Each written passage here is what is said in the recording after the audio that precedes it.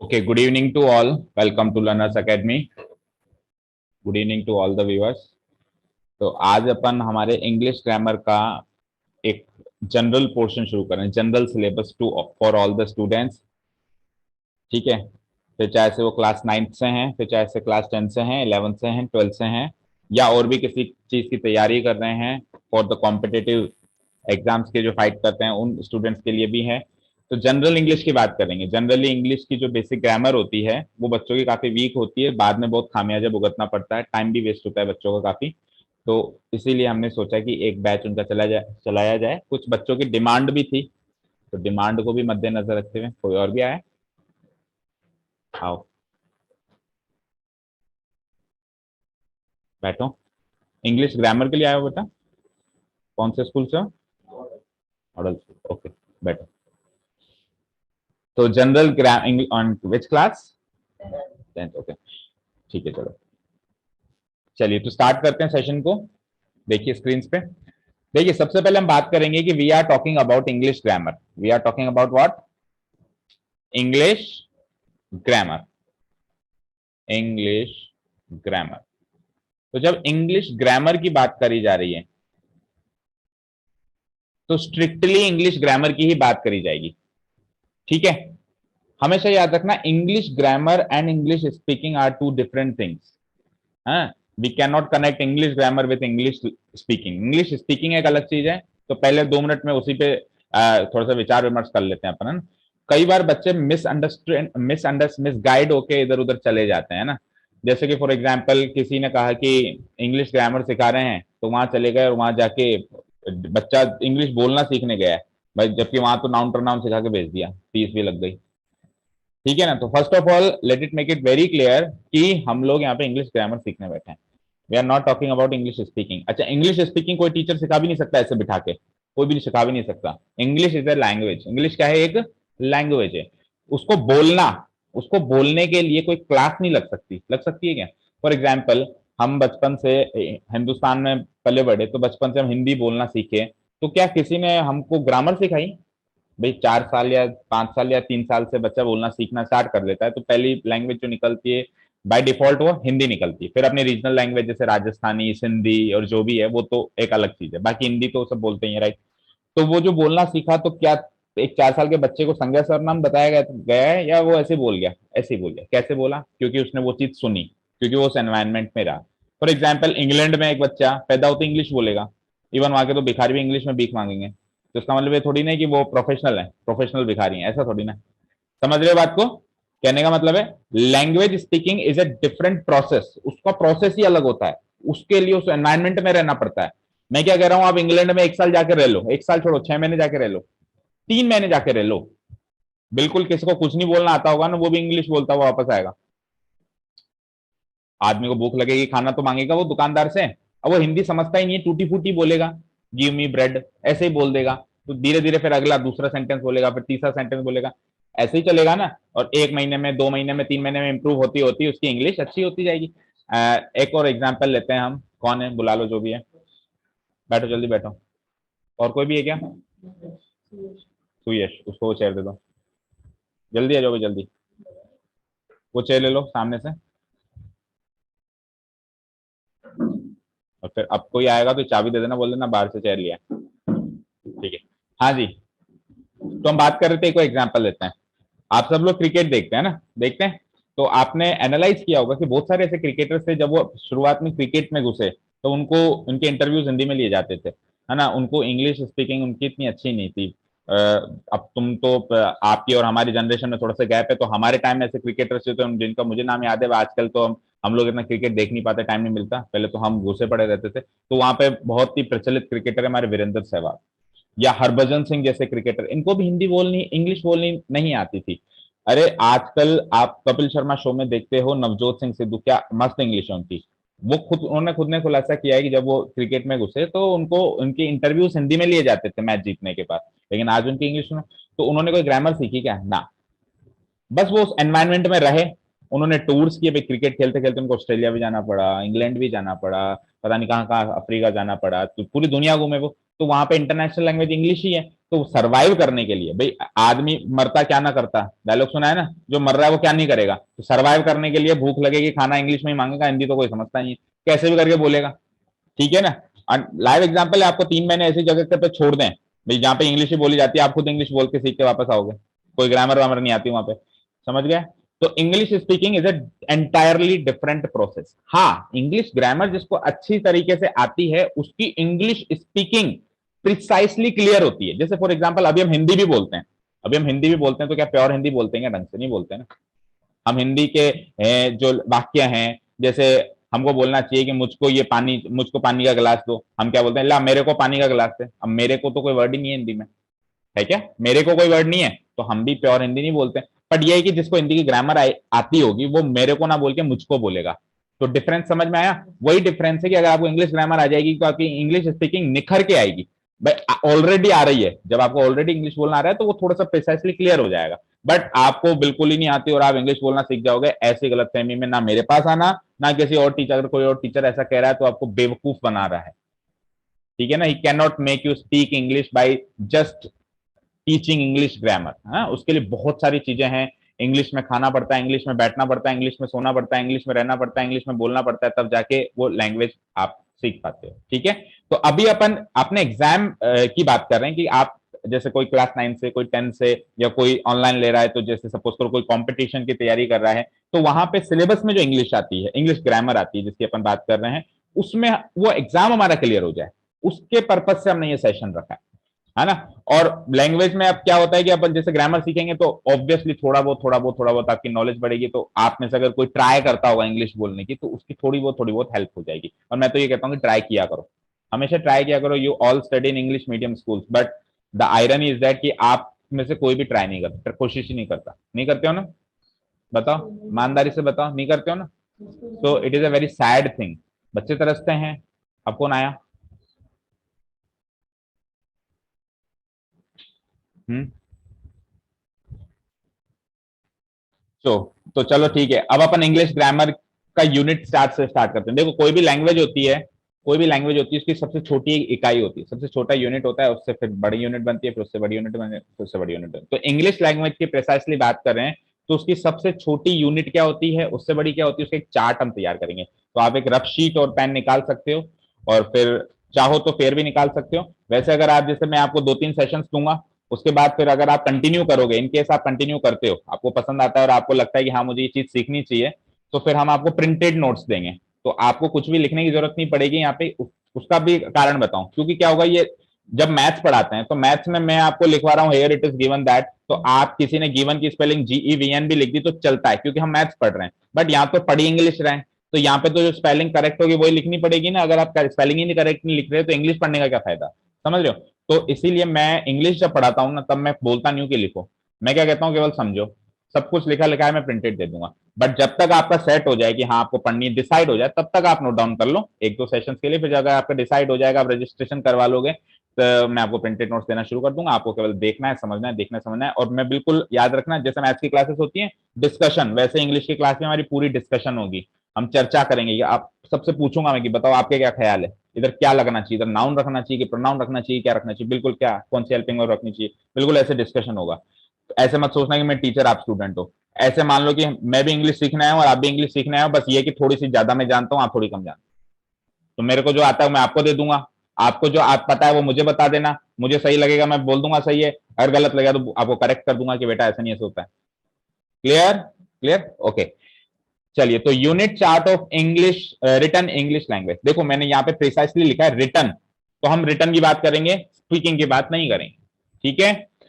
One more thing, एक और चीज आती है वोकैबुलरी। समझते हो इसका मतलब क्या होता है? वोकैबुलरी, जिसको अपन शॉर्ट में वोकैब भी बोलते हैं। वोकैब क्या मतलब होता है पता है? वोकैबुलरी किसी भी भाषा के जितने भी शब्द हैं, उन शब्दों का एक समूह, उसको कहते हैं वोकैब। जैसे इंग्लिश वोकैबुलरी का मतलब इंग्लिश शब्दों की, जैसे इंग्लिश डिक्शनरी एक तरीके से है ना, शब्दकोश जिसको अपन बोलते हैं। ठीक है। तो अगेन ग्रामर और वोकैबुलरी भी अलग अलग चीजें हैं। ग्रामर और वोकैबुलरी भी अलग अलग चीजें हैं। भाई, आप में से कोई पढ़ते पढ़ते ऐसे बीच में ऐसे स्टूपिड से क्वेश्चंस नहीं करेगा कि सर जलेबी को इंग्लिश में क्या कहते हैं। अरे जलेबी को इंग्लिश में जो भी कहते हैं वो ग्रामर का पार्ट थोड़ी ना है, वो वोकैब का पार्ट है। वोकैब समझ गए ना भी भाई, किसको इंग्लिश में क्या कहते हैं इस शब्द को, जैसे तो हमारे इर्द गिर्द जो चीजें हमको दिखती हैं उसको इंग्लिश में क्या कहते हैं, ये सिखाने के लिए ग्रामर क्लासेस नहीं लगती, ये सिखाने के लिए वोकैबुलरी क्लासेस लगती है। उसमें बहुत सारे शब्दों का एक वर्ड बैंक बनाया जाता है, उसमें अलग अलग शब्द आपको समझाए जाते हैं, शब्दों को आपके मेमोरी में फीड किया जाता है, वो सेशंस अलग होते हैं। हाँ, थोड़े बहुत जो जनरल शब्द हैं जो हमारे डे टू डे लाइफ के हैं वो तो हम बताते ही हैं। अभी जैसे मैं सेंटेंस लिखूंगा, मैं पूरा सेंटेंस से पढ़ाऊंगा आपको, है ना, सेंटेंस लिखूंगा और सेंटेंस में एनालिसिस करेंगे कि कहाँ है नाउन, कहाँ है प्रोनाउन, ऐसे होगा। तो उसमें कोई शब्द आ गया जैसे, तो मैं ऑब्वियसली बताऊंगा कि इसका अर्थ ये है, लेकिन आप ये मत एक्सपेक्ट करना है कि उससे रिलेटेड 10 सिनोनिम्स बताने बैठूंगा, because we are talking about just English grammar. ठीक है, इज दिस क्लियर? ओके, चलिए, तो unit chart of written English language में सबसे पहली इकाई किसी भी भाषा की होती है, वैसे तो इंग्लिश भाषा की बात कर रहे हैं, तो इंग्लिश भाषा की सबसे पहली इकाई या यूनिट होती है अल्फाबेट। इंग्लिश भाषा कहां से स्टार्ट होती है? अल्फाबेट से, अल्फाबेट से। और अल्फाबेट के अंदर क्या होते हैं? लेटर्स। अल्फाबेट का मतलब होता है वर्णमाला। अल्फाबेट का मतलब क्या होता है बच्चे?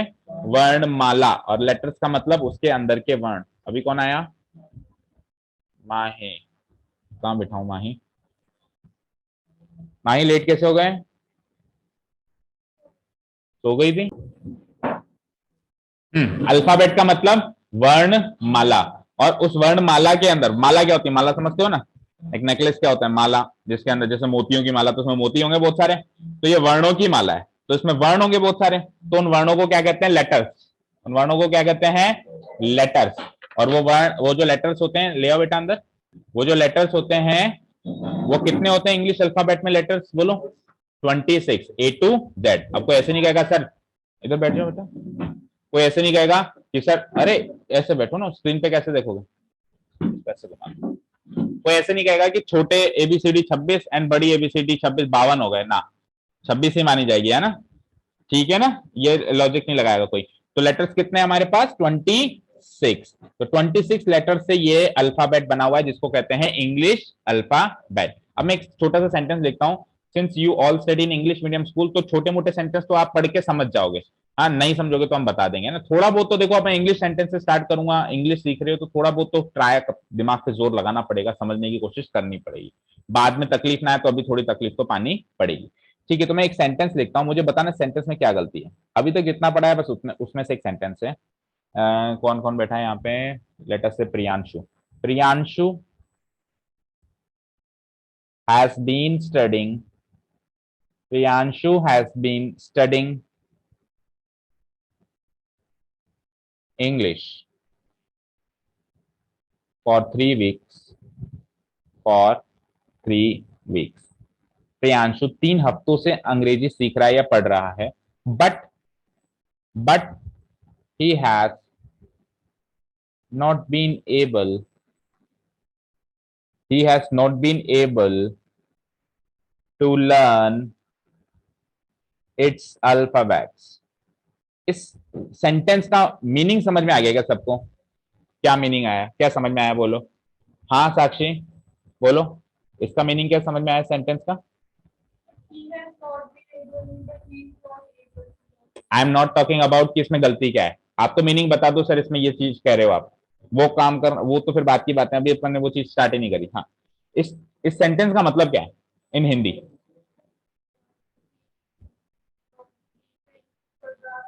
हाँ, हाँ, अभी तक वो अल्फाबेट्स भी नहीं सीख पाया है ना, yes not been able to learn its alpha, अभी तक उसके अल्फाबेट्स भी नहीं सीख पाया है। अब यहाँ पे एक वर्ड आ रहा है अल्फाबेट्स, आ रहा है, आप तो मुझे ये बताओ कि ये वर्ड करेक्टली यूज हुआ है क्या? ये अल्फाबेट्स होना चाहिए क्या यहाँ पे? लेटर्स होना चाहिए। देखो अल्फाबेट्स, अल्फाबेट्स मतलब, अल्फाबेट का मतलब क्या होता है? वर्णमाला। तो अल्फाबेट्स का मतलब क्या हुआ? वर्णमालाएं। तो अंग्रेजी के क्या 10-20 वर्णमालाएं हैं क्या? अंग्रेजी की तो एक ही वर्णमाला है, वो माला तो एक ही है जिसमें 26 लेटर्स हैं। भाई A to Z एक ही अल्फाबेट बना, A to Z एक ही अल्फाबेट बना, ABCD अलग अलग अल्फाबेट नहीं है, वो तो लेटर्स हैं। तो या तो आप लिखो अल्फाबेट, कि उसकी वर्णमाला को भी नहीं सीख पाया, और या फिर अगर आप प्लूरल फॉर्म में लिखना चाहते हो तो लिखो लेटर्स ऑफ इट्स अल्फाबेट, उसके अल्फाबेट के लेटर्स भी नहीं समझ पाया। ठीक है, समझ आया क्या? ठीक है ना? और इंग्लिश छोड़ो, हर एक लैंग्वेज की एक ही अल्फाबेट होती है, हर एक लैंग्वेज की एक ही अल्फाबेट है। हाँ, अभी यही अल्फाबेट सही हो जाएगा, पता है कब? देखो कब, यही अल्फाबेट्स जो लिखा हुआ है ना, यही सेंटेंस करेक्ट हो जाएगा। कब होगा वो चेक करते हैं। अगर मैं इंग्लिश के साथ में एंड फ्रेंच भी लगा दूं, कि अब जो है प्रियांशु 3 हफ्तों से इंग्लिश और फ्रेंच दो लैंग्वेजेस सीखने की कोशिश कर रहा है, लेकिन दोनों में से किसी की भी वो अल्फाबेट नहीं सीख पाया। तो अब दो लैंग्वेज तो दो अल्फाबेट हो गई ना, इंग्लिश भाषा की अलग वर्णमाला होगी और फ्रेंच भाषा की अलग होगी, तो दो हो गई ना। तो अब आई कैन राइट अल्फाबेट्स। पहले मैं इंग्लिश लैंग्वेज के रेफरेंस में अल्फाबेट्स लिख रहा हूं, वो गलत है। क्या लिखूंगा? या तो अल्फाबेट या फिर लेटर्स। ठीक है, क्लियर है? ओके। और आप जो कह रहे हो साक्षी इज आएगा वॉज आएगा, उसकी वो भी बहुत दूर हो, अभी अपन लोग उससे बहुत दूर है ना, वो अपन अभी स्टेप बाय स्टेप चलेंगे। भाई इज आएगा, वॉज आएगा, हेल्पिंग वर्ब क्या होगी, इसकी बात ही मत करो, अभी बहुत दूर है, अभी अपन उससे बहुत कुछ सीखना है उससे पहले। ठीक है ना? ठीक है। तो जिस चीज पे मैं फोकस करवाने की कोशिश करूं, फोकस उसी पे करना है ना। ओके। तो सबसे छोटी इकाई क्या बताई हमने? अल्फाबेट और उसके लेटर्स, वर्णमाला और उसके वर्णमाला। अब आप खुद सोचो, अलग अलग अक्षर के ग्रुप से क्या बनेगा? वर्ड। वर्ड या वर्ड्स, शब्द या फिर बहुत सारे शब्द है ना, वर्ड बन गए। अब वर्डों के, वर्ड समझ गए ना, शब्द समझ गया ना। जैसे फॉर एग्जांपल एक अल्फाबेट है, एक लेटर है अल्फाबेट का ए, एक है पी, एक है एल, एक है ई। तो इनका कॉम्बिनेशन से मैंने ए ले लिया, पी 2 बार ले लिया मैंने, एल ले लिया, ई ले लिया, तो वर्ड बन गया एप्पल। बना कि नहीं बना? बन गया ना। तो ये जो एप्पल है इसको क्या कहेंगे? वर्ड। ये क्या है? वर्ड। ये उन अक्षरों से बना है, अक्षर भी कह सकते हो आप, लेटर्स मतलब अक्षर। ठीक है। अब आप कुछ सोचो, वर्डों के समूह से क्या बनेगा? वर्ड, वर्ड 3-4 वर्ड ले लेंगे। अभी सेंटेंस थोड़ा सा दूर है ना, थोड़ा सा दूर है, बीच में 1-2 स्टेजेस हो रहे हैं। तो वर्डों के समूह से बनता है फ्रेज। क्या बनता है? फ्रेज। फ्रेज का मतलब होता है पद। फ्रेज का मतलब क्या होता है? पद। पद। अब ये कैसा होता है? देखो, ये ऐसा होता है कि जैसे मैंने लिखा गो और जैसे मैंने लिखा टू, तो टू प्लस गो मिलके क्या बन गया? To go. ठीक है। Hand plus writing, hand plus writing, दो अलग अलग वर्ड्स हैं, लेकिन ये पूरा एक फ्रेज है। ये पूरा एक वर्ड थोड़ी ना, वर्ड तो दो दो है ना, वर्ड तो दो है। और दो वर्ड को हैंड और राइटिंग सेंटेंस थोड़ा बना, अभी बन गया क्या? हैंड राइटिंग सेंटेंस है क्या? या टू गो सेंटेंस है क्या? अभी कुछ कुछ शब्दों से पद बन रहे हैं, फ्रेज बोलते हैं जिसको अपन। Is this clear? अब इन फ्रेजेस और इन वर्ड्स दोनों के कॉम्बिनेशन से जो चीज बनती है, that is what is called sentence. भाई सेंटेंस के अंदर कुछ वर्ड्स भी होंगे और कुछ बने बनाए फ्रेजेस भी होंगे। समझ में आ रही बात? जैसे हैंड राइटिंग बना बनाया फ्रेज है, कुछ शब्द ले लिए, कुछ फ्रेज ले लिए और उनसे एक मीनिंगफुल वाक्य बनाते हैं, उसको कहते हैं सेंटेंस। हमेशा मीनिंगफुल होना चाहिए। क्या होना चाहिए? मीनिंगफुल। अभी नेक्स्ट स्लाइड में बताने वाला हूं कि अगर वो मीनिंगलेस हो तो क्या होगा ना। तो वर्ड और फ्रेजेस के कॉम्बिनेशन से क्या बनेगा? सेंटेंस। और सेंटेंस के कॉम्बिनेशन से लास्ट में बन जाता है पैराग्राफ। क्या बन जाता है? पैराग्राफ। तो ये यूनिट चार्ट है इंग्लिश रिटन लैंग्वेज का। स्टार्ट होती है लेटर से, लेटर के कॉम्बिनेशन से वर्ड, वर्ड के कॉम्बिनेशन से फ्रेज, फिर इन दोनों के कॉम्बिनेशन से सेंटेंस, और सेंटेंस से के कॉम्बिनेशन से लास्ट में बनता है पैराग्राफ। यहां तक किसी को कोई भी डाउट समझने में? जो भी हमने चर्चा करी, आप चाहो तो रफली थोड़ा बहुत नोट डाउन कर सकते हो, मना नहीं करेंगे आपको।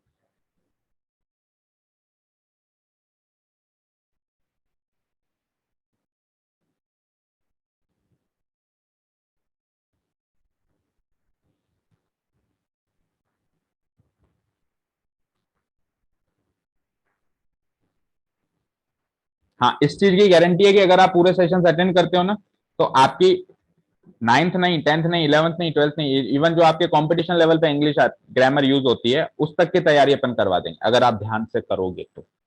आपको दिक्कत नहीं आएगी आगे एंट्रेंस एग्जाम में इंग्लिश ग्रामर की। तो बच्चों को फिर से इंग्लिश ग्रामर सीखनी पड़ती है कॉलेज पास आउट करने के बाद, क्योंकि अभी से पढ़ के नहीं जाते। और फिर एंट्रेंस एग्जाम में तो आती है, कोई सा भी एंट्रेंस एग्जाम दो, या कोई जॉब के एप्लीकेशन फाइल करते हो उसका जो एग्जाम होता है उसमें भी आती है। तो फंसते हैं बच्चे, फिर वो 3-3, 6-6 महीने के बाद में वापस इंग्लिश ग्रामर के कोर्स करते हैं अपन अपनी उम्र से छोटे बच्चों के साथ बैठ के उसी क्लास में। तो इट्स बेटर कि हम अभी से तैयारी करें। ठीक है ना?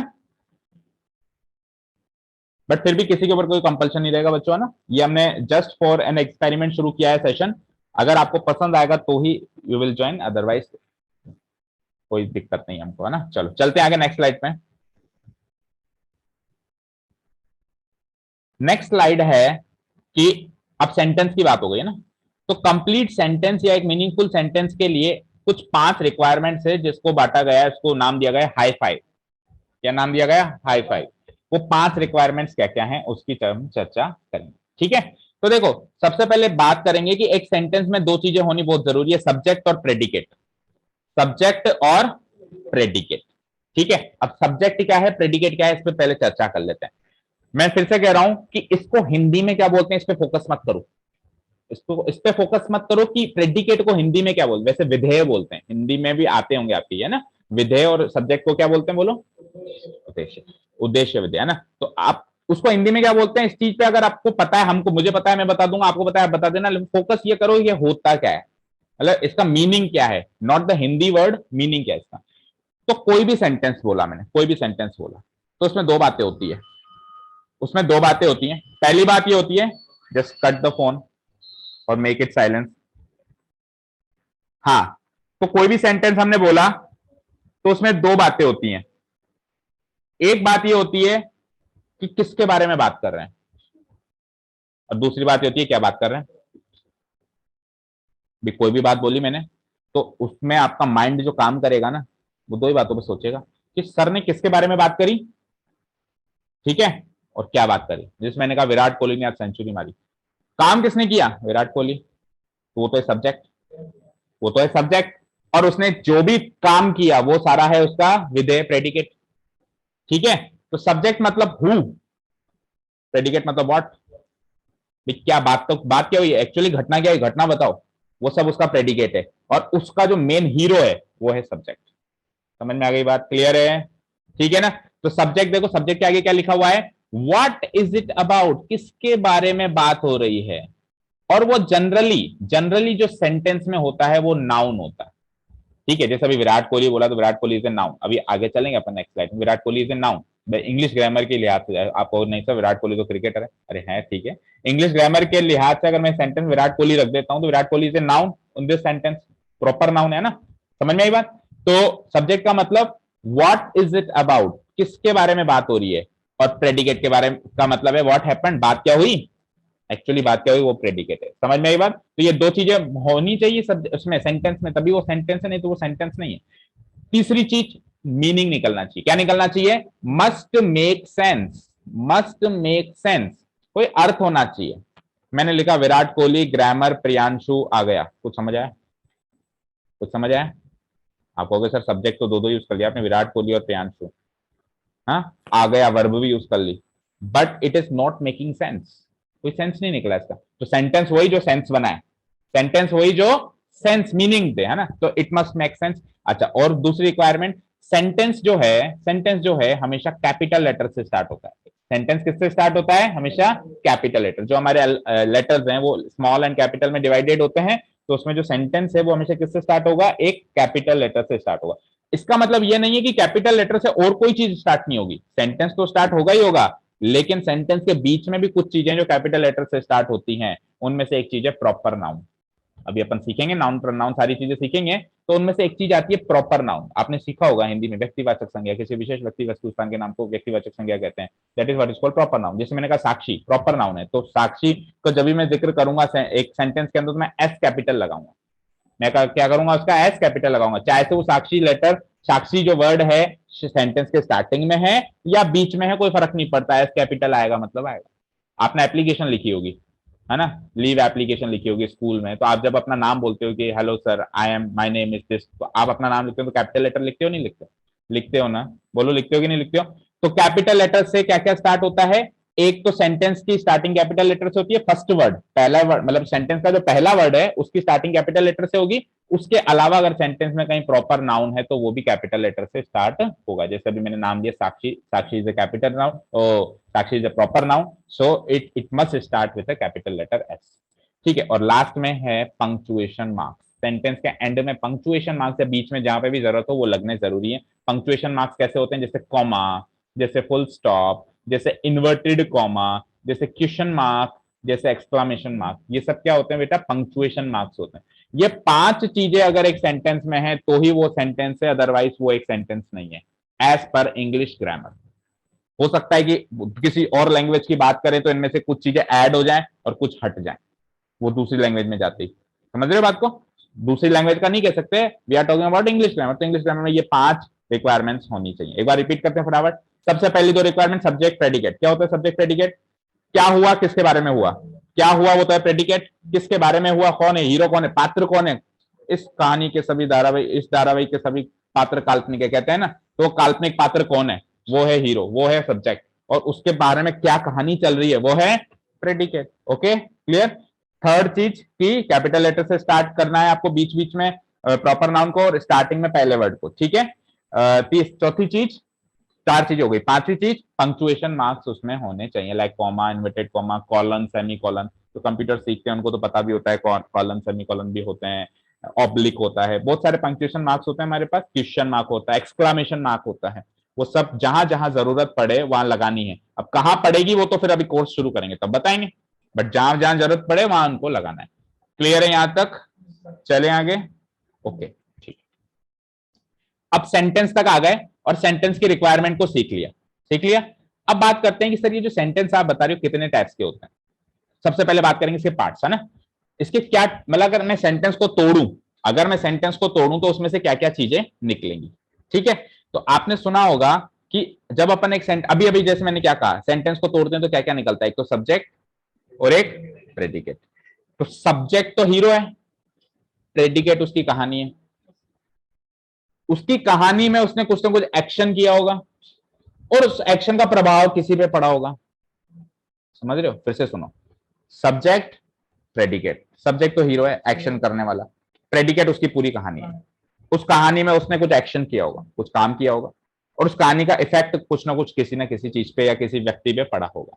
तो इस पूरी चीज को अगर अपन डिवाइड करें तो सब्जेक्ट प्रेडिकेट अब तीन चीजों में डिवाइड हो गया। पहले तो वो सब्जेक्ट प्रेडिकेट था, पहले तो वो सब्जेक्ट प्रेडिकेट था, लेकिन प्रेडिकेट अगेन दो चीजों में डिवाइड हो गया।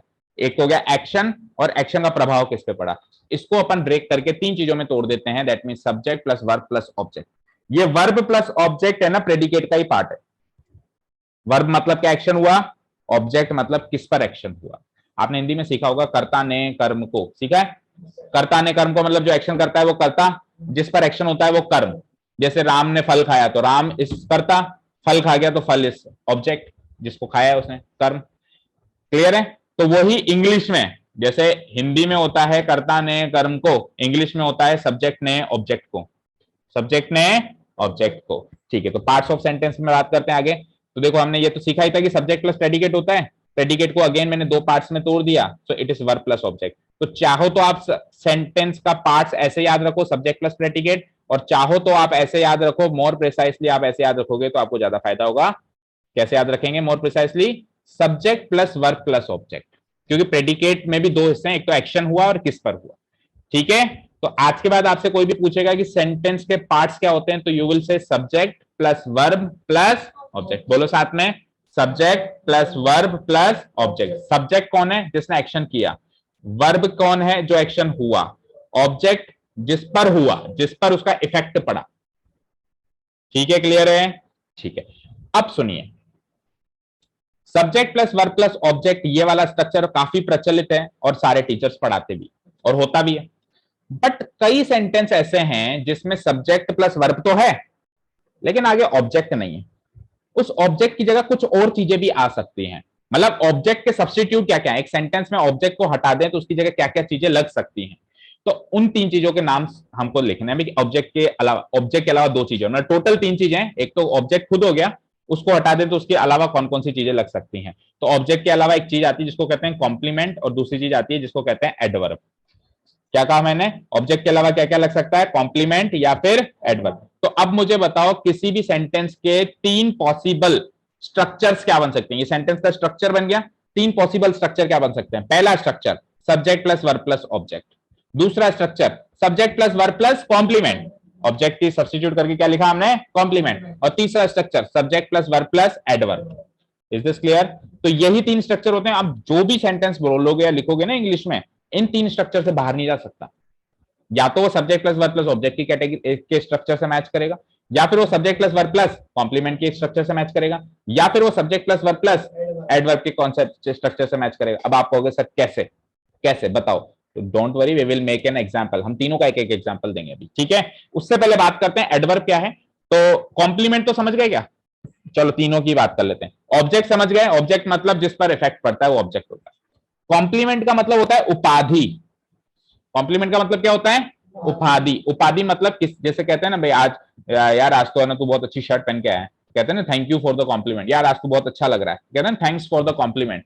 तो आपको उसने उपाधि दी तो आपने उसको थैंक्स बोला। कॉम्प्लीमेंट मतलब उपाधि, किसी को किसी की उपाधि देना, किसी को किसी का रोल देना एक तरीके से, ठीक है, वो होता है कॉम्प्लीमेंट। और एडवर्ब का मतलब होता है, हिंदी में बोलते हैं एडवर्ब को क्रिया विशेषण। हिंदी में एडवर्ब को क्या बोलते हैं? क्रिया विशेषण। आप सरल भाषा में समझो, सेंटेंस में जो एक्शन हुआ वो किस जगह पे हुआ, किस समय पे हुआ और किस प्रकार से हुआ, इन तीन चीजों की जानकारी देने वाला एडवर्ब होता है। हो सकता है तीनों जानकारी दे, हो सकता है तीनों में से कोई एक जानकारी दे, हो सकता है दो जानकारी दे। क्या क्या? एक तो किस जगह पे हुआ, प्लेस, किस समय पे हुआ, टाइम, किस तरीके से हुआ, मैनर।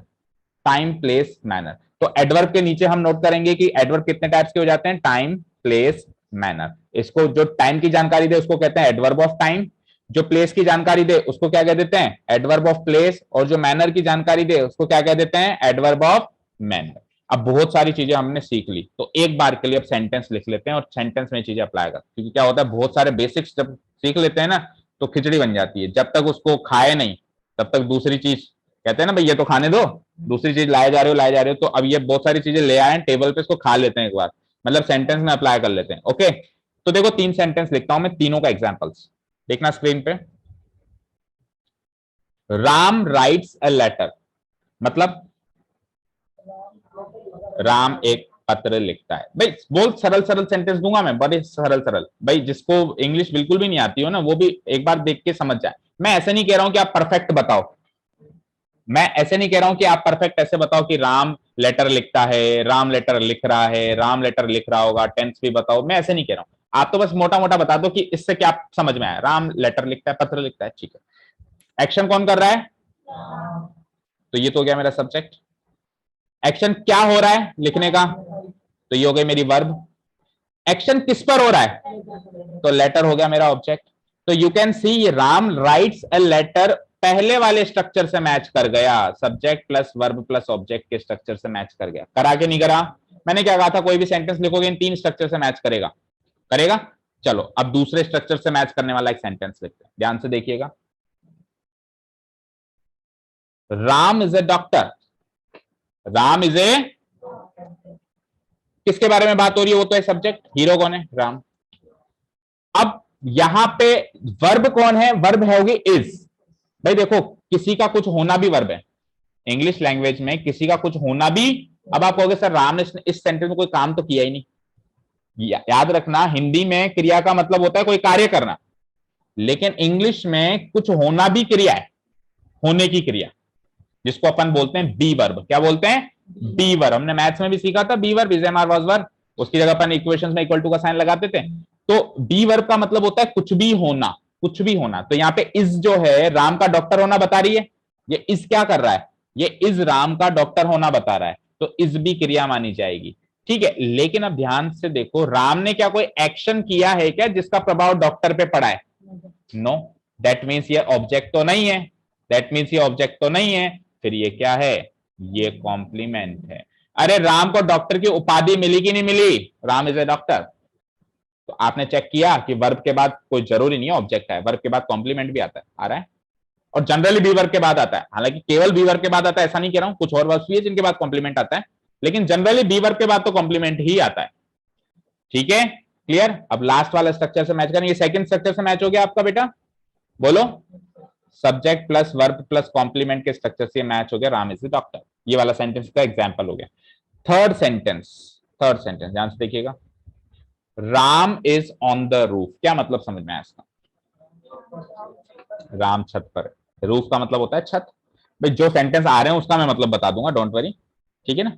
भाई ऐसा भी नहीं कि सर वोकैबुलरी नहीं बताओगे तो समझ कैसे आएगा, इतना तो बताऊंगा वोकैबुलरी, बिल्कुल डिटेल वोकैब में नहीं जाऊंगा, स्ट्रिक्ट रहेंगे अपन, ग्रामर तक छोटी मोटी वोकैबुलरी बताते रहेंगे।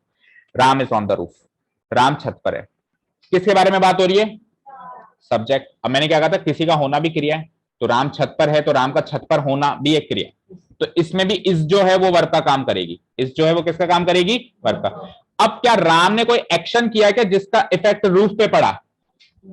अच्छा राम क्या रूफ है क्या? जैसे उसमें राम डॉक्टर था, उसमें राम डॉक्टर था तो डॉक्टर राम की उपाधि थी, इसमें राम छत थोड़ी ना है, तो राम को छत की उपाधि थोड़ा ना मिली है। तो फिर एक्चुअली क्या है, ना तो ये ऑब्जेक्ट है ना ये कॉम्प्लीमेंट है, फिर ये क्या है, किस तरह का एडवर्ब, प्लेस। राम के छत पे होने की, यानी प्ले एडवर्ब ऑफ प्लेस है, एक्शन के जगह की जानकारी दी जा रही है, एक्शन किस जगह पे हुआ, राम कहां है, राम का होना एक एक्शन है, कहां है वो, छत पर। तो छत पर होना उसके एडवर्ब की जानकारी है। Is this clear? तो ये आपका फाइनल जो था, ये आपका क्या था, फाइनल स्ट्रक्चर था, subject plus verb plus adverb. अब एडवर्ब में केवल अभी मैंने केवल प्लेस की जानकारी देने वाला एडवर्ब बताया, टाइम की जानकारी देने वाला भी आएंगे आगे सेंटेंस तो उसमें बता देंगे, और मैनर का जानकारी देने वाले भी, जिससे मैनर की जानकारी है, Ram pledge well, Ram pledge well, Ram अच्छा खेलता है, तो राम तो सब्जेक्ट हो गया, प्ले वर्ब हो गई, अब वेल क्या है, अच्छा खेलता है, तो ये इसके खेलने का तरीका बता रहे हो,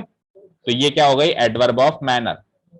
ये ना तो ऑब्जेक्ट है ना ये कॉम्प्लीमेंट है, ये एडवर्ब है, और एडवर्ब भी कौन से प्रकार का है, adverb of manner. Is this clear? बोलो सब, एक सेंटेंस के कितने स्ट्रक्चर्स होते हैं, पॉसिबल स्ट्रक्चर्स कितने बन सकते हैं, बेसिक स्ट्रक्चर क्या होता है, चलो बताओ, बेसिक स्ट्रक्चर क्या होता है, ऑब्जेक्ट, ये बेसिक स्ट्रक्चर है। कोई भी अगर जनरली पूछे ना, बोले एक ही लाइन में बता, तो आप यही बोलोगे, subject plus verb plus object. लेकिन डिटेल में जाए तो ऑब्जेक्ट का होना जरूरी नहीं होता, ऑब्जेक्ट की जगह दो चीजें और हैं जो जगह ले सकती हैं, वो कौन कौन सी हैं, कॉम्प्लीमेंट और एडवर्ब। और एडवर्ब कितने प्रकार के होते हैं, तीन टाइप, वैसे और भी होते हैं लेकिन इस जगह अपन को तीन ही समझने की जरूरत है। हाँ, कौन कौन से, time place manner, very good, ठीक है। तो तीन स्ट्रक्चर्स बन गए अब हमारे सेंटेंस के, कौन कौन से, पहला स्ट्रक्चर बोलो, यस, पहला structure subject plus verb plus object, second structure and third structure subject plus verb. Is this clear? अब अभी जो हमने सीखा वो पार्ट्स ऑफ सेंटेंस है, वो क्या है, पार्ट्स ऑफ सेंटेंस। आगे जो हम सीखेंगे वो टाइप्स ऑफ सेंटेंस होगा। अच्छा, टाइप्स और पार्ट्स में डिफरेंस पता है सबको? टाइप्स मतलब उसके प्रकार, और पार्ट्स मतलब उसके टुकड़े। जैसे गाड़ी है, तो गाड़ी के पार्ट्स क्या होंगे, स्टीयरिंग, टायर, जो भी चीजें, सीट कवर, बोनेट, ये तो उसके पार्ट्स हैं। कार के टाइप्स कितने होंगे, तो टाइप्स मतलब अलग अलग तरह की गाड़ियां हैं, कोई डीजल कार है, कोई पेट्रोल कार है, अलग अलग ब्रांड्स की गाड़ियां हैं, कोई सनरूफ है, किसी में एयर बैग्स हैं, किसी में नहीं, वो तो हो गए उसके टाइप्स। और पार्ट्स बात करें तो उसके पुर्जे। तो अभी अपन ने सेंटेंस के पुर्जे सीखे, अब अपन सेंटेंस के प्रकार सीखेंगे नेक्स्ट स्लाइड। रेडी हो? चले नेक्स्ट स्लाइड पे। आज अपन कुछ नहीं, अभी अपन नाउन स्टार्ट नहीं करेंगे आज की क्लास में, नेक्स्ट सेशन में स्टार्ट करेंगे। आज केवल अपन सेंटेंस के बारे में सीखेंगे, एक्चुअली एक सेंटेंस कैसे कैसे चलता है ना। पार्ट सीख लिया, टाइप्स की बात करेंगे, बड़े होले होले आहिस्ता आहिस्ता चलेंगे अपन, क्योंकि हार्ड एंड फास्ट को एग्जाम तो है नहीं कि कल ही देना है, अपन जनरल चीजें सीख रहे हैं ना, और जनरल को बिल्कुल आराम से सीखना चाहिए, बिल्कुल होले होले। ओके, नेक्स्ट इज, हाँ जी, तो जनरली चार टाइप्स के सेंटेंस होते हैं, है ना। जनरली कितने टाइप्स के सेंटेंस होते हैं, चार। डेक्लेरेटिव,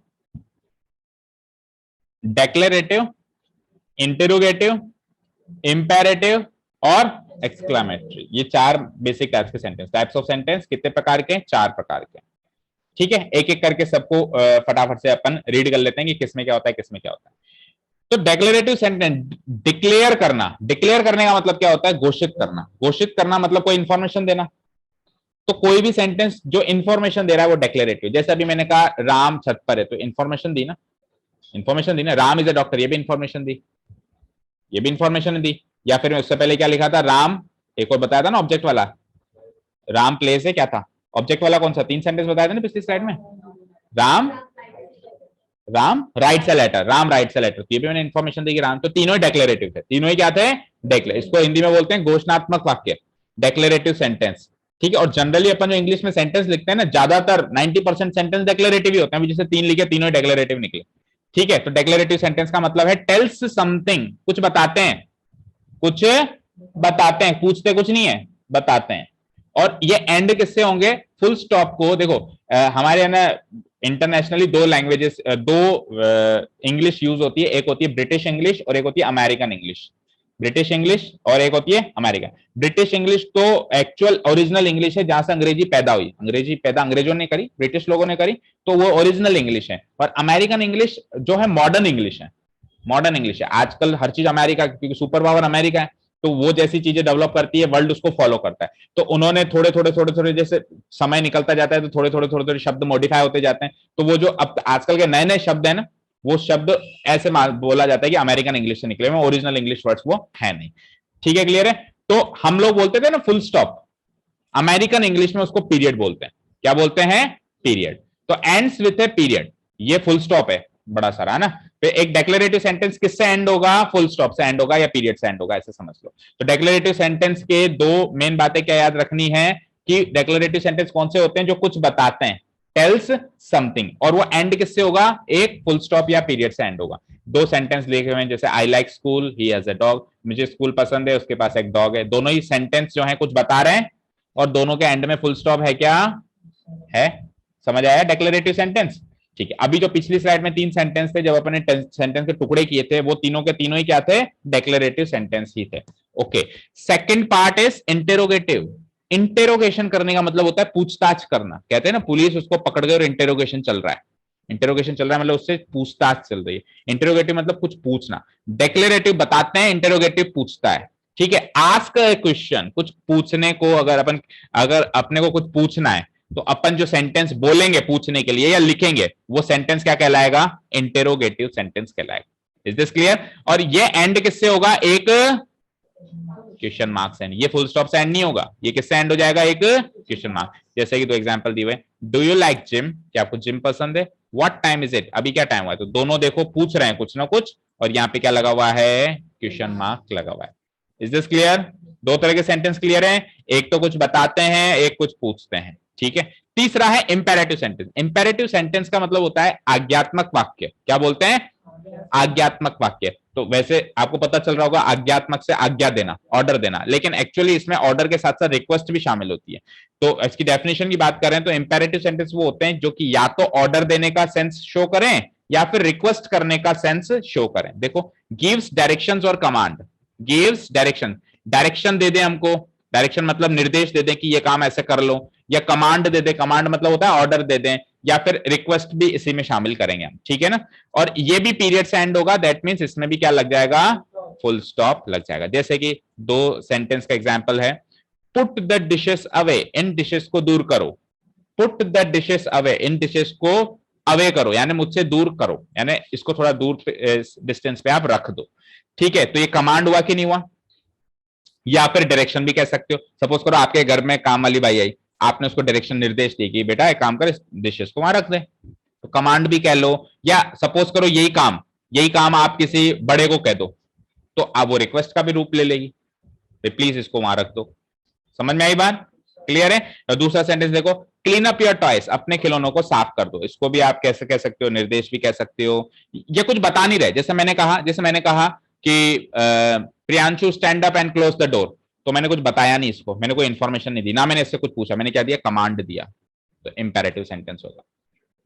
ठीक है। Stand up and go outside, तो ये भी क्या? कमांड है। मैंने कुछ बताया थोड़ा ना इसको, ना इससे कुछ पूछा, तो ना तो डेक्लेरेटिव, बताता तो डेक्लेरेटिव, मतलब इंफॉर्मेशन देता तो डेक्लेरेटिव, इंफॉर्मेशन लेता तो इंटेरोगेटिव, और दोनों में से कुछ नहीं है तो फिर इंपेरेटिव। ठीक है। Is this clear? और इसकी एक पहचान होती है, वैसे अभी अपन और डिटेल में सीखेंगे, बहुत सारी चीजें सीखने के लिए अभी ऊपर ऊपर से देख रहे हैं।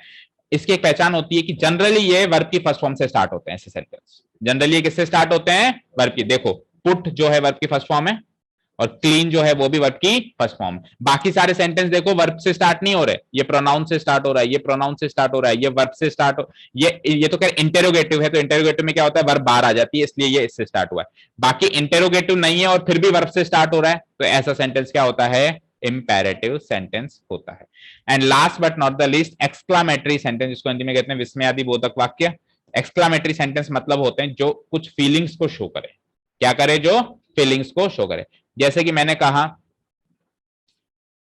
प्रियांशु खड़ा हो जा, तो इसका मतलब मैंने गुस्सा किया। मैंने कहा प्रियांशु प्लीज खड़ा हो जा, तो इसका मतलब मैंने रिक्वेस्ट करी। मैंने कहा प्रियांशु खड़ा होकर गेट बंद कर, तो ना रिक्वेस्ट ना क्या, एक सिंपल सा कमांड है। तो जब स्पीकिंग की बात होती है, बोलने की बात होती है, तो हम आवाज को ऊपर नीचे दबा के या अपने फेस के एक्सप्रेशन तोड़ मरोड़ के अपने भाव को व्यक्त करते हैं। बट लिखावट में कैसे करें? ऐसा थोड़ा ना कि गुस्सा आ रहा है तो पेन तोड़ दो, प्रियांशु स्टैंड अप और जोर से स्टैंड को ऐसे गाढ़ा बना दूं तो उसे पता चल जाए कि ये गुस्सा हो रहा है। नहीं कर सकता ना, ऐसा नहीं कर सकता ना। तो उसके लिए सेंटेंसेस बनाए गए एक्सक्लामेटरी सेंटेंस, और उसके अंदर एक ही चीज है, एक्सक्लामेशन मार्क लग जाता है। क्या लग जाता है? Exclamation mark. ये देखो, एंड्स विथ एक्सक्लामेशन मार्क। और ये सेंटेंस क्या है? शो स्ट्रॉन्ग फीलिंग्स, ये ह्यूमन फीलिंग्स को शो करते हैं। ये क्या शो करते हैं बेटा? ह्यूमन फीलिंग्स को शो। अब वो फीलिंग कैसी भी हो, जैसे आई लव इट, मेरे को चीज कोई चीज देख के पसंद आ गई बहुत, तो मैंने कहा आई लव इट, तो मैं खुश हूं, खुशी का भाव व्यक्त हो रहा है। या फिर दिस इज ग्रेट, यस ये बहुत अच्छा हुआ, दिस इज ग्रेट, तो ये भी एक फीलिंग वाला भाव शो हो रहा है। आप सोरो वाला भाव भी शो कर सकते हो।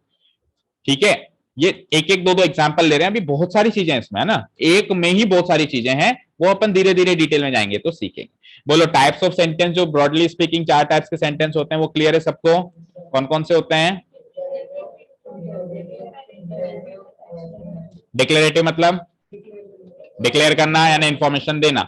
एक्सक्लामेटरी मतलब, ओ सॉरी, इंटरोगेटिव मतलब कुछ पूछना, इंफॉर्मेशन लेना, है ना। इंपेरेटिव डायरेक्शन या कमांड देना, ये रिक्वेस्ट करना, okay. And the fourth one is exclamatory, उसका मतलब स्ट्रॉन्ग फीलिंग्स या इमोशंस को शो करना। डेक्लेरेटिव किससे एंड करोगे? Interrogative, imperative and exclamatory. Yes, very good, okay. अब देखिए, इन दोनों सेंटेंस का अब ज्यादा रोल जनरल इंग्लिश में कम रहता है जितना कि इन दोनों का रहता है। ठीक है, हाँ रोल रहेगा, पता है कब रहेगा? जब अभी अपन एक्टिव पैसिव वॉइस सीखेंगे और डायरेक्ट इनडायरेक्ट स्पीच सीखेंगे, तो उसमें बड़ा रोल रहेगा कि इंपेरेटिव सेंटेंस का कैसे एक्टिव पैसिव करते हैं, या फिर डायरेक्ट इनडायरेक्ट कैसे करते हैं। एक्सक्लामेटरी सेंटेंस आ जाए तो उसका कैसे अपन इनडायरेक्ट स्पीच बनाएंगे, वो सब वहां पे रहेगा। हाल फिलहाल के लिए या कुछ समय तक, कुछ एक सेशंस में जो ज्यादातर काम आएंगे वो कौन से आएंगे? डिक्लेरेटिव और इंटेरोगेटिव। तो सेंटेंस डिक्लेरेटिव और इंटेरोगेटिव के स्ट्रक्चर को और थोड़ा सा डीप में पढ़ने की जरूरत है, क्योंकि यही ज्यादातर काम आते हैं और इन्हीं से आगे की ग्रामर चलती है। तो मैं बाकी इन दोनों की अभी बात नहीं करूंगा, इन दोनों की बात फिर डिटेल में कब करेंगे? जब ये स्पीच एंड वॉइस आ जाएगा हमारे पास, है ना। वॉइस या स्पीच के चैप्टर पे अपन पहुंच चुके होंगे। अभी अपन डिक्लेरेटिव एंड इंटरोगेटिव को थोड़ा सा और ब्रॉडली एक्सपैंड करेंगे। तो टाइप्स ऑफ सेंटेंस में मैं अभी के लिए केवल 2 सेंटेंस की बात कर रहा हूं, डिक्लेरेटिव एंड इंटरोगेटिव।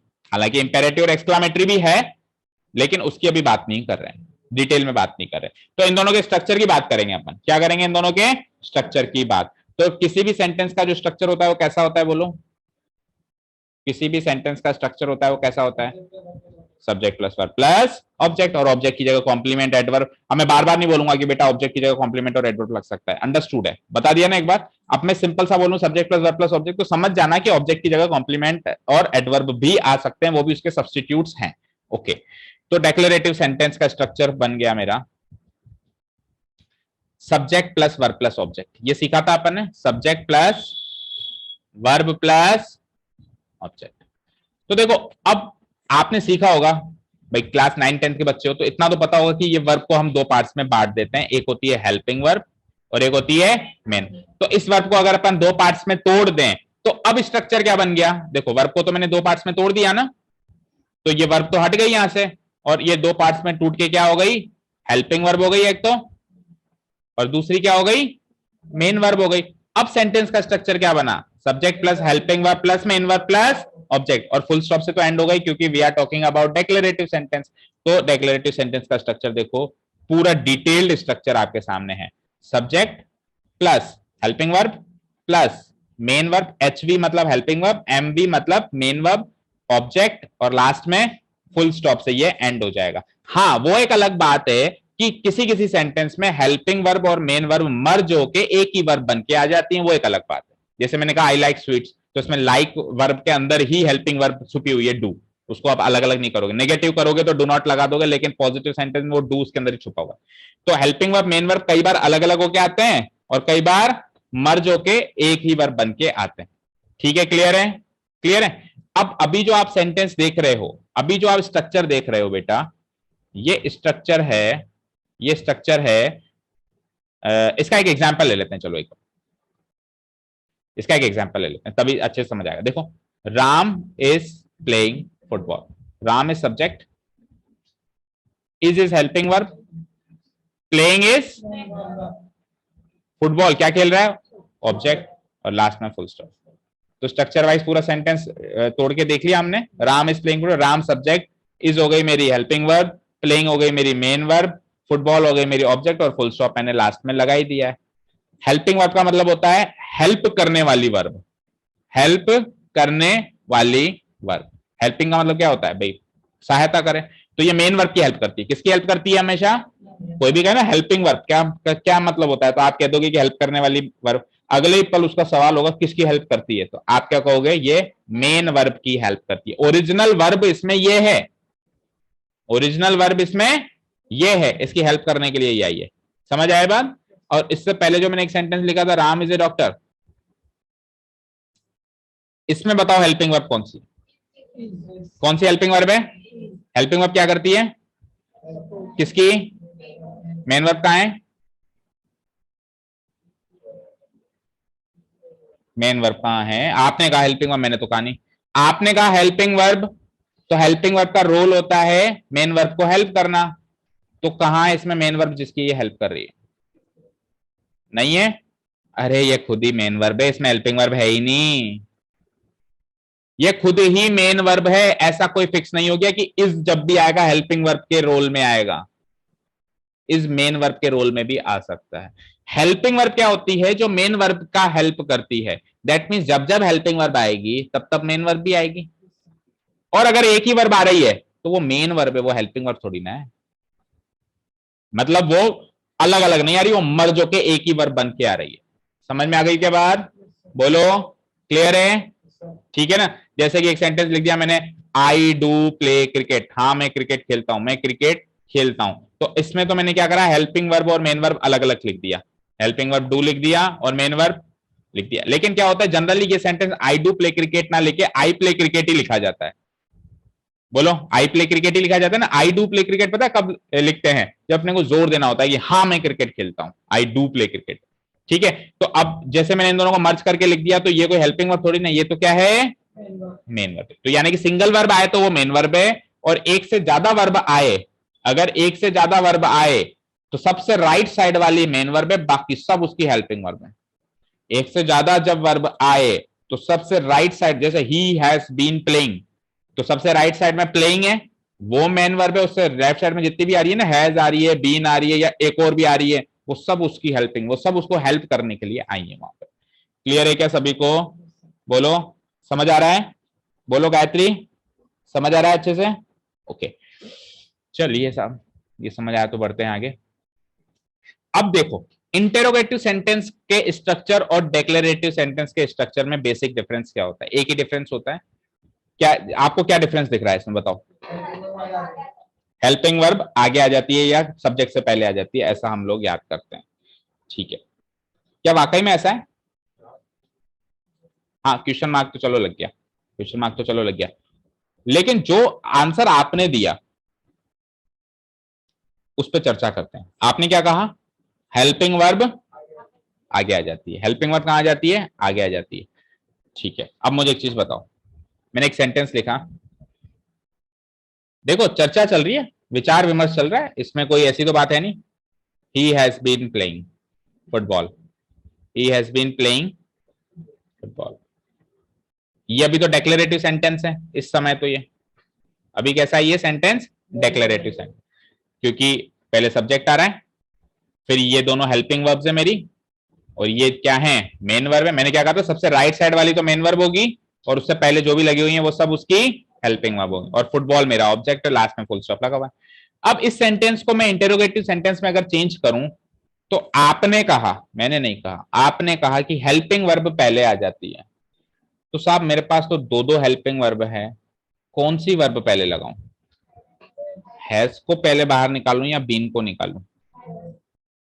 तो फिर आपका वो आंसर गलत हो गया ना, आपने कहा था हेल्पिंग वर्ब पहले, तो मैं तो दोनों ही निकालूंगा, मैं तो ऐसे लिखूंगा, has been he playing football, मैं तो ऐसे बनाऊंगा। तो सही बना कि गलत बना, सही बना क्या sentence, interrogative sentence, question mark लगा दिया, लो आप कहते हो ना क्वेश्चन मार्क लगाओ, लगा लिया, सही बना क्या ना। आप भी समझ पा रहे हो कि बीन जो है बाहर गलत है, तो फिर आपका वो वाला आंसर गलत हो गया जो आप पहले कह रहे थे कि हेल्पिंग वर्ब बाहर आती है, हेल्पिंग वर्ब बाहर निकाली है मैंने। The correct answer is, the correct answer is पहली वर्ब बाहर आती है। करेक्ट आंसर इज व्हाट, पहली वर्ब बाहर आती है। अब ऑब्वियसली जनरली पहली हेल्पिंग वर्ब भी होती है, लेकिन एक से ज्यादा हेल्पिंग वर्ब हो तो किसको निकालेंगे, हमेशा पहली वर्ब। तो आप रूल ये याद रखेंगे कि डिक्लेरेटिव से इंटेरोगेटिव बनाते टाइम पहली वर्ब को बाहर निकालेंगे, इसको बाहर निकालेंगे, पहली वर्ब। कई कई सेंटेंस ऐसे भी हैं कई कई सेंटेंस ऐसे भी हैं जिनमें एक ही वर्ब आती है, जिनमें एक ही वर्ब आती है, और जैसे ही उसका इंटेरोगेटिव बनाते हैं तो वो जो एक आ रही है ना वही बाहर आ जाती है, अंदर वर्ब ही नहीं बचती। बताऊं ऐसा सेंटेंस बताऊं, एक ही वर्ब आएगी। अब जैसे इसमें तो दो तीन वर्ब हैं, एक को बाहर निकाल लिया, दो अभी भी अंदर मौजूद है ना, लेकिन ऐसी सेंटेंस भी होंगे जिसमें अंदर एक ही वर्ब आ रही होगी और इंटेरोगेटिव बनाऊंगा तो वही एक वर्ब बाहर आ जाएगी, वही एक वर्ब बाहर आ जाएगी। फॉर एग्जाम्पल अभी अभी सेंटेंस लिखा था मैंने, राम इज ए डॉक्टर, इसमें कितनी वर्ब्स आ रही हैं आप बताओ, गिन के बताओ। एक, और वो याद रहे हेल्पिंग वर्ब नहीं है, फिर से मत कहना ये हेल्पिंग वर्ब है, वो एक वर्ब आ रही है तो वो मेन वर्ब है। तो आपका आंसर इस लिहाज से भी गलत हो गया। आपने कहा था हेल्पिंग वर्ब बाहर निकालो, हेल्पिंग वर्ब तो उसमें है ही नहीं, क्या बाहर निकालो। अब जो मैं इज निकाल रहा हूं ना बाहर, वो मेन वर्ब बाहर निकाल रहा हूं। तो सुनो ध्यान से, डेक्लेरेटिव से इंटेरोगेटिव आते टाइम मेन वर्ब भी बाहर आ सकती है। द करेक्ट रूल इज पहली वर्ब बाहर आएगी, अब वो पहली वर्ब हेल्पिंग वर्ब हो, मेन वर्ब हो, कुछ भी हो, ठीक है। तो अब मैं इसको बाहर निकाल रहा हूं, इज राम ए डॉक्टर, बोलते हो कि नहीं बोलते हो ऐसा सेंटेंस, कन्वर्ट भी किया होगा, 8th 9th में ही करवा देती है ऐसे, तो ये ऐसे क्वेश्चन तो आ जाते हैं हमारे यहाँ, ऐसे ही तो कन्वर्ट करोगे, इज राम ए डॉक्टर, आप चेक करो एक ही वर्ब थी वही बाहर आ गई अंदर, इसके अंदर अब कोई वर्ब बची क्या, बची क्या, नहीं बची। तो करेक्ट रूल समझ में आया बच्चों सबको, जब अपन डेक्लेरेटिव से इंटेरोगेटिव में कन्वर्ट करेंगे, ट्रांसफॉर्म करेंगे सेंटेंस को, तो क्या होगा, पहली वर्ब बाहर आएगी, चाहे से वो पहली वर्ब हेल्पिंग वर्ब हो, चाहे से वो मेन वर्ब हो, ठीक है। इसका भी एक सेंटेंस लिख देते हैं, एग्जाम्पल लिख देते हैं, उसी को ही कन्वर्ट कर दिया जो ऊपर लिखा हुआ था, चेक करो कैसे कन्वर्ट किया, इस बाहर आ गया, तो हेल्पिंग वर्ब पहले हो गई। अब वो हेल्पिंग वर्ब इस केस में हुई है क्योंकि पहली वर्ब हेल्पिंग वर्ब थी, क्योंकि वो पहली वर्ब क्या थी, हेल्पिंग वर्ब थी, लेकिन हमेशा नहीं होगी। तो आप इसको लिख तो दो हेल्पिंग वर्ब, कोई दिक्कत नहीं है, लेकिन इसके सामने मार्क कर लेना कि first verb of the sentence, ये पहली वर्ब है और पहली वर्ब ही बाहर आएगी। जनरली वो हेल्पिंग वर्ब होती है, लेकिन ऐसा फिक्स नहीं हो गया, ठीक है। इज हो गई मेरी हेल्पिंग वर्ब, राम हो गया मेरा सब्जेक्ट, प्लेइंग हो गई मेरी मेन वर्ब, फुटबॉल ऑब्जेक्ट था ही सही, लास्ट में क्वेश्चन मार्क, लास्ट में क्वेश्चन मार्क आ गया। क्लियर, सभी को क्लियर है,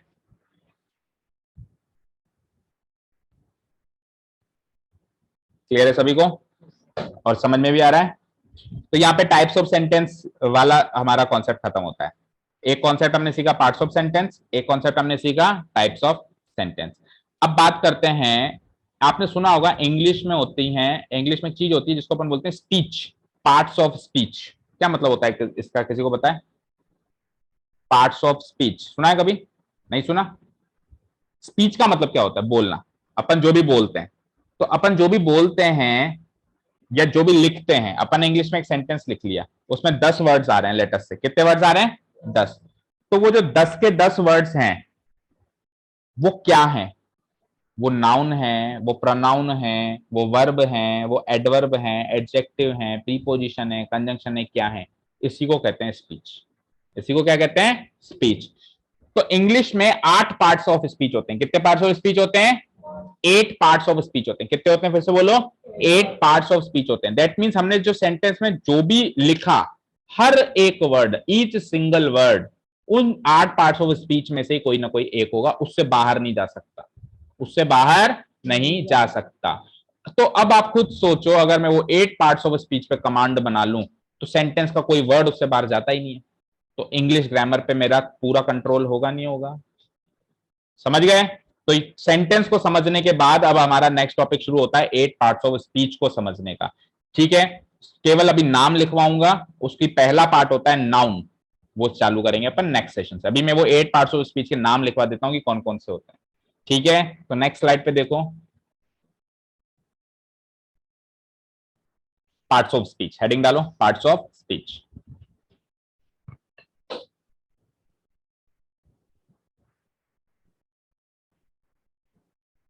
अच्छा, कुछ एक और चीज, अगर जैसे अभी आप किसी की स्पीड अगर स्लो है या कोई अभी लिखने पे को प्रेफर नहीं कर रहा है, सोच रहा है कि मैं अभी मैं समझ लूं सर घर जाके लिखूंगा, तो वो मुझसे ये पूरा सेशन रिकॉर्ड हो रहा है, आप वीडियो भी ले सकते हो ना, घर पे पॉज कर करके आराम से नोट कर सकते हो, ठीक है, वो ऑप्शन भी है।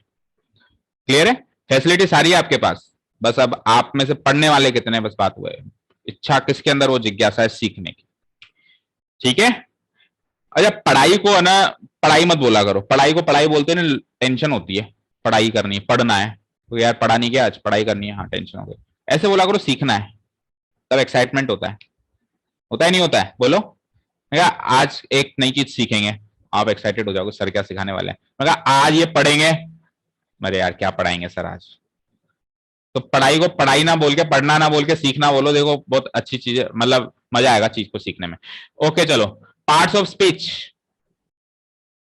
ठीक है, देखो पहले एक बार रीड कर लेते हैं ये क्या कहते हैं हमको। We use different types of words in a language, एक लैंग्वेज में अपन बहुत सारे वर्ड्स यूज करते हैं कि नहीं करते हैं, and put them in a particular order to convey our meaning, और उन वर्ड्स को एक पर्टिकुलर ऑर्डर में रखा जाता है। जैसे कि मैं आपको पढ़ा रहा हूं, तो आई एम टीचिंग यू, तो इसमें आई भी है, एम भी है, टीचिंग भी है, यू भी है, ठीक है ना, सारी चीजें। यू आर लर्निंग, तो यू भी है, आर भी है, लर्निंग भी है, लेकिन इनको पर्टिकुलर ऑर्डर में रखना पड़ेगा, तभी सेंटेंस बनेगा कि नहीं बनेगा। तो हमने जितने भी वर्ड्स बोले जिनको हम पर्टिकुलर ऑर्डर में रखते हैं to convey our meaning, convey करने का मतलब होता है बयां करना, अपना मीनिंग बयां करने के लिए अपन उनको एक पर्टिकुलर ऑर्डर में रखते हैं। ये सारे के सारे वर्ड्स है ना स्पीच का पार्ट होते हैं। किसका पार्ट होते हैं? These different types of words are known as parts of, ये डिफरेंट डिफरेंट टाइप्स के जो वर्ड्स है ना, इन्हीं को कहते हैं पार्ट्स ऑफ स्पीच। और अंग्रेजी भाषा में ये इसकी संख्या क्या बताई गई है? 8 होती है, 8 पार्ट्स ऑफ स्पीच होते हैं।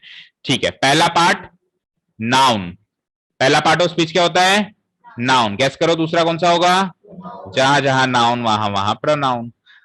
ठीक है, अच्छा प्रोनाउन क्या होता है? छोटे जल्दी से अपन डिस्कस करते चलते हैं। नाउन क्या होता है? किसी का भी नाम। नाउन क्या होता है? किसी का भी नाम। ये पेन नाउन, भाई अगर इसका नाम पेन नहीं रखता तो इसको कैसे पुकारता भाई तू पेन है। अभी नाउन स्टार्ट करेंगे ना, एक बहुत ही अच्छी सी डेफिनेशन बताएंगे। Noun is a naming word, कोई सा भी ऐसा वर्ड जो किसी का नामकरण करने में काम आए, नाम रखने में काम आए, वो नाउन है। ठीक है, अच्छा जो नाउन के स्थान पे आ जाए उसको कहते हैं प्रोनाउन। प्रोनाउन का अगर संधि विच्छेद करें तो पता है क्या होता है? प्रो मतलब होता है फॉर, और नाउन मतलब नाउन, फॉर नाउन, यानी नाउन के लिए जो आया, नाउन की जगह पे आया। संज्ञा सर्वनाम, हिंदी में बोलते हैं इसको सर्वनाम। अच्छा जी, दो चीजें सीख गए, मतलब नाम तो सीख गए, अभी डिटेल तो सीखनी है बाकी है। नाउन प्रोनाउन की विशेषता बताने वाला तीसरा पार्ट ऑफ स्पीच हो जाता है, जिसको कहते हैं एडजेक्टिव, विशेषण, जो संज्ञा या सर्वनाम की विशेषता बताए, इंग्लिश में जो नाउन या प्रोनाउन की विशेषता बताए या नाउन या प्रोनाउन को मॉडिफाई करें। ठीक है, नाउन प्रोनाउन एडजेक्टिव, ये तीन चीजें हो गई, ये तीन चीजें हो गई। अब एंट्री होती है साहब वर्ब की, अब एंट्री होती है वर्ब। हमने सेंटेंस के टुकड़े किए थे तो सब्जेक्ट प्लस वर्ब लिखा था, सब्जेक्ट प्लस वर्ब, तो ये जो नाउन प्रोनाउन एडजेक्टिव है ऐसे मान के चलो ये सब्जेक्ट का हिस्सा है। अब एंट्री होती है वर्ब की। ठीक है, जैसे नाउन या प्रोनाउन की विशेषता बताने के लिए एडजेक्टिव आया था, वैसे वर्ब की भी विशेषता बताने के लिए एडवर्ब आता है। ठीक है, कितने हो गए? 1 2 3 4 5। छठा आता है हमारा प्रीपोजिशन। क्या आता है? प्रीपोजिशन। जितने भी लेटर्स, हमने दो वर्ड्स लिखे, हमने दो वर्ड्स लिखे, जैसे मैंने कहा दिस पेन इज टेबल, समझ आया कुछ? दिस पेन इज टेबल, समझ आया कुछ? मेरे को बताना है कि ये पेन टेबल पर है, बताना है मुझे, तो मैंने लिख दिया दिस पेन, और किस पर है? टेबल पर है होने को कौन सी क्रिया कहते हैं? इज, बी वर्ब का मतलब होता है होना। लेकिन जब तक मैं ऑन प्रीपोजिशन सेट नहीं करूंगा, this pen is on the table, तब तक कन्वे नहीं हुआ ना। तो प्रीपोजिशंस क्या होते हैं? ऐसे वर्ड्स होते हैं जो बाकी वर्ड्स को कनेक्ट करते हैं, तो कनेक्टर्स भी बोल देते हैं, लेकिन actually connector word correct word नहीं है, क्योंकि कंजंक्शन को कनेक्टर बोला जाता है, इसलिए वो करेक्ट वर्ड नहीं है। बट आप जनरल याद करने के लिए कह सकते हो कि ये कनेक्टर हैं, ये वर्ड्स को वर्ड्स दो वर्ड्स या दो से ज्यादा वर्ड्स को कनेक्ट करने वाले कनेक्टर्स हैं। समझ आई बात? क्लियर है? शब्दों को शब्दों से जोड़ने वाला शब्द क्या होगा? प्रीपोजिशन होगा। शब्दों को शब्दों से जोड़ने वाला शब्द क्या होगा? प्रीपोजिशन होगा। ठीक है, प्रीपोजिशन के बाद नेक्स्ट आता है कंजंक्शन। अब प्रीपोजिशन भी कनेक्टर्स होते हैं और कंजंक्शन भी कनेक्टर्स होते हैं, दोनों ही कनेक्टर्स होते हैं। फर्क इतना है, फर्क इतना है कि प्रीपोजिशन तो शब्दों को शब्दों से जोड़ते हैं, कंजंक्शन सेंटेंस को सेंटेंस से जोड़ते हैं, वाक्यों को वाक्यों से जोड़ते हैं। ठीक है, क्लियर है? जैसे कि I am a teacher and you are a student, तो आई एम ए टीचर एक सेंटेंस खत्म, यू आर ए स्टूडेंट दूसरा सेंटेंस खत्म। मैंने दोनों को एक ही बार में बोल दिया, I am a teacher and you are a student. तो एंड वर्ड ने क्या किया? दो शब्दों को, दो सेंटेंस को कनेक्ट किया, तो एंड वर्ड वहां पे कंजंक्शन का काम करेगा, उसको अपन कनेक्टर भी बोलते हैं। क्या बोलते हैं? कनेक्टर। ठीक है, और last word is interjection, last word is interjection.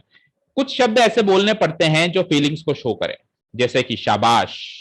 क्या ये कोई संज्ञा थोड़ी ना, सर्वनाम थोड़ी ना, कोई क्रिया थोड़ी ना हुई शाबाश, कोई कनेक्टर थोड़ी ना हुआ। क्या है ये केवल फीलिंग शो करने का एक शब्द है।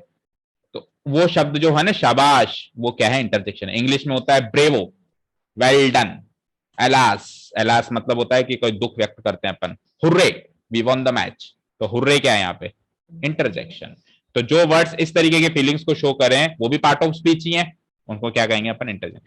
तो ये 8 पार्ट्स ऑफ स्पीच, जिसमें से भी आप इसको साइड में रख सकते हो। बाकी ये 7 पार्ट्स ऑफ स्पीच पे अगर अपन कमांड हासिल कर लें, समझ लें इनकी पूरी गणित, इनको खोल के इनके क्या पार्ट्स हैं, कैसे ये आते हैं, कैसे यूज होते हैं, क्या इनके रूल्स हैं, तो फिर इन ये 7 पार्ट्स ऑफ स्पीच समझने के बाद फिर 2 चीजें और होती हैं, voice and voice, active passive voice, और जिसको अपन कहते हैं नरेशन।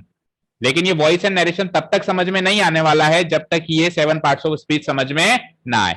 ये 7 पार्ट्स ऑफ स्पीच, ये वॉइस और ये नरेशन, ये पूरा पैकेज अगर अपन सीख जाए ना बेटा, मैं आपको गारंटी करता हूं आज नहीं कल नहीं, किसी भी एंट्रेंस एग्जाम में इंग्लिश ग्रामर की वजह से तो नहीं अटकोगे। इंग्लिश ग्रामर की वजह से तो नहीं अटकोगे। हाँ, वोकैब की वजह से अटक जाओ तो कह नहीं सकता, क्योंकि vocab is a different role, different part. भाई जिसमें आता है लेटर राइटिंग, नोटिस राइटिंग, वो एक लिटरेचर पार्ट है, मैं उसकी बात नहीं कर रहा हूं। आप ऐसे नहीं कहोगे सर पोएम भी सिखाओ, मेरे पास कोई इंग्लिश लिटरेचर थोड़ी ना जो मैं पोएम सिखाऊंगा, है ना। I am an teacher of English grammar only. तो ग्रामर वाले पोर्शन में आप नहीं अटकोगे अगर आपने पूरा पैकेज सीख लिया। इसका पहला पार्ट आता है नाउन। पहला पार्ट ऑफ स्पीच क्या आता है, नाउन। वो अपन अगले सेशन में स्टार्ट करेंगे। तो आज के लिए इतना ही था, ठीक है। बोलो, जो भी समझाया सब समझ में आया। हाँ, एक sentence to end with, we will give you a sentence. इन 8 पार्ट्स ऑफ स्पीच को एक सेंटेंस में रख के बताते हैं। देखो एक सेंटेंस, देखो स्क्रीन पे देखो, Ram goes to school daily, मतलब क्या है इसका। हमारे जनरल बहुत सारे सेंटेंस में या करीब सारे सेंटेंस में राम ही दिखाई देंगे आपको। राम इधर भी है उधर भी, हर जगह राम ही राम है, रोम रोम में समाये हुए हैं, ठीक है। तो Ram goes to school daily मतलब मैंने क्या कहा, जो भी वर्ड्स बोलते हैं वो इन 8 पार्ट्स ऑफ स्पीच में से ही होते हैं। आप आइडेंटिफाई करो राम क्या है इन 8 में से, गोज क्या है इन 8 में से, जाना वर्ब हो गई, क्रिया हो गई, भाई जाना क्रिया ही तो हुई, एक्शन हुआ ना, ठीक है साहब। टू क्या है, कनेक्ट कर रहा है इसको इससे, प्रीपोजिशन। क्या है ये, शब्दों को शब्दों से जोड़ने वाला शब्द। स्कूल अगेन एक नाउन है, कॉमन नाउन है। वो तो जब आप पूरा नाउन सीख जाओगे ना, अभी नाउन स्टार्ट करेंगे नेक्स्ट सेशन में, तो आप सीखोगे भी स्कूल भी एक नाउन है। और डेली रोजाना, ये टाइम की जानकारी है। टाइम की जानकारी क्या होती है, एडवर्ब। 3 तरह के एडवर्ब सीखे थे कि नहीं सीखे थे, प्लेस की जानकारी, टाइम की जानकारी, मैनर की जानकारी। तो ये डेली जाना, तो ये प्लेस की टाइम की जानकारी हुई कि नहीं हुई, बोलो। Is this clear. तो जो भी वर्ड बोला वो इन 8 में से ही निकल के आया ना, 8 से बाहर कुछ नहीं है। दैट मीन्स अगर इन 8 को सीख लिया तो सब कुछ सीख लिया, ठीक है। अब फर्स्ट पार्ट ऑफ स्पीच जो नाउन होता है वो अपन स्टार्ट करेंगे next session. Okay, thank you so much for listening to us, have a nice day, keep learning and bye bye.